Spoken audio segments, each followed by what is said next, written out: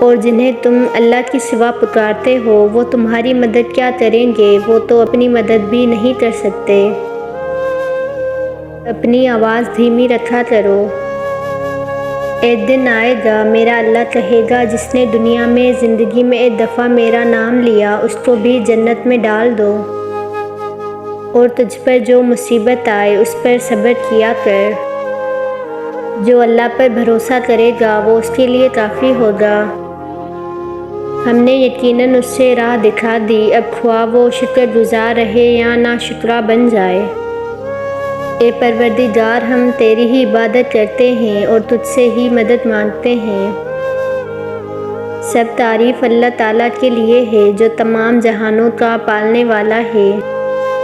اے نبی، میرے بندوں کو خبر دے دیجئے کہ میں بڑا بخشنے والا اور نہایت مہربان ہوں۔